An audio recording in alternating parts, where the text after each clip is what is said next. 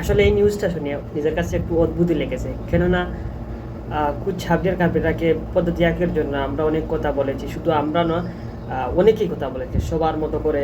যখন বাংলাদেশ টিম জয়লাভ করতে পারছিল না, তখন কিন্তু সবাই সবার মতো করে বাংলাদেশ টিমের স্বার্থে কোচকে বিদায় দেওয়ার জন্য সবাই বলেছিল, নিজেদের ফেসবুকে সবাই প্রতিবাদ করেছিল।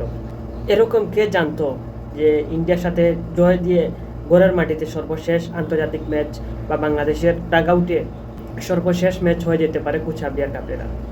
এই বিষয়টি ক্লিয়ার করেছেন বাংলাদেশের নাম্বার ওয়ান, আমার কাছে মনে হয় দুইজন জার্নালিস্ট, আমার কাছে না সবার কাছে মনে হবে দুজন জার্নালিস্ট, রিফাত মাসুদ এবং নাবিল খান ভাই। এই দুজন কিন্তু ইন্ডিয়ার সাথে ম্যাচ শেষ হওয়ার পর কিন্তু এই বিষয়টা ক্লিয়ার করেছেন। আসলে কোচ সাব্বির কাবরেরা তিনি কতটুকু বাংলাদেশের জন্য করেছেন বা করতে পারেন নাই, সেগুলো দর্শকরাই বিবেচনা করে।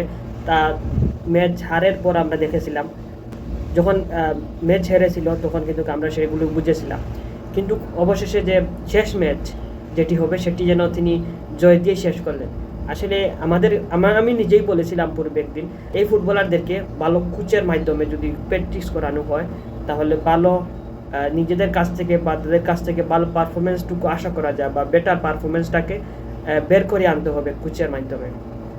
এবং ইলেভেন সিলেক্ট করতে, বেস্ট ইলেভেন, আসলে আমরা অটো চয়েস যেই ফুটবলারদেরকে দেখি সেগুলো থেকে বেরিয়ে এসে যারা পারফর্ম করবে তাদেরকে সুযোগ দেওয়া হোক। যারা পারফর্ম করবে লিগে তাদেরকে দিয়েই কিন্তু ইলেভেন সিলেক্ট করলে, তার পাশাপাশি আমাদের হামদা, সমিত, ফাহমিদুল, তাদেরকে দিয়ে যদি সিলেক্ট করা হয়, বাংলাদেশ আরও ভালো পারফর্ম করতে পারবে এবং জয়ের ধারাবাহিকতাটুকু বজায় রাখতে পারবে। আর শেষ ম্যাচ কোচ জয় দিয়েই শেষ করলেন।